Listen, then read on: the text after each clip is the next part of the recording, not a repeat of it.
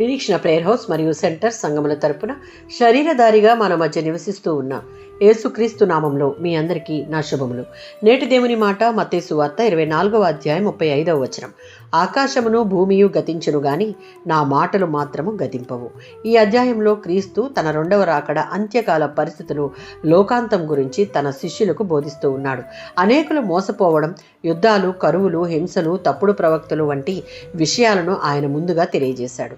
ఈ పరిస్థితుల మధ్య పై వచనం ద్వారా యేసుక్రీస్తు ఒక గొప్ప సత్యాన్ని ప్రకటిస్తూ ఉన్నాడు. ప్రపంచ పరిస్థితులు మారవచ్చు, ఆకాశం భూమి కూడా గతించవచ్చు, మనుషుల మాటలు మారవచ్చు, కానీ దేవుని వాక్యం మాత్రం ఎప్పటికీ మారదు. ఆకాశమును భూమియు గతించును అనగా ఈ లోకం శాశ్వతమైనది కాదు. మనం చూస్తున్న సృష్టి ఒకరోజు మార్పుకు లోనవుతుంది. 2 పేతురుపత్రిక 3వ అధ్యాయం 10వ వచనం. ఆకాశములు, భూమి మరియు దానిలోని క్రియలన్నీ గతించిపోతాయి, కానీ దేవుని మాటలు నిరంతరము నిలుస్తాయి. మన జీవితాన్ని తాత్కాలికమైన వాటిపై కాకుండా నిత్యమైన దేవునిపై నిర్మించుకోవాలి. నా మాటలు ఎన్నటికీ గతింపవు అనగా యేసుక్రీస్తు చెప్పిన ఈ మాటలకు కాలపరిమితి లేదు. మనుషుల అభిప్రాయాలు మారతాయి, పరిస్థితులు మారతాయి, కానీ దేవుని వాగ్దానాలు మారనివి, నిత్యమైనవి. యెషయా గ్రంథం 40వ అధ్యాయం 8వ వచనం.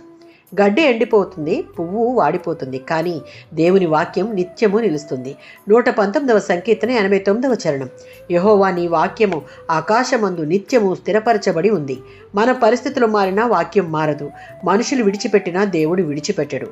ప్రపంచం కదిలినా దేవుని వాగ్దానం కదలదు అన్న సత్యాన్ని జ్ఞాపకం ఉంచుకుని నిత్యం నిలిచి ఉండే వాక్యం వినాలి, నమ్మాలి, ఆ ప్రకారం జీవించాలి. ఆమేన్.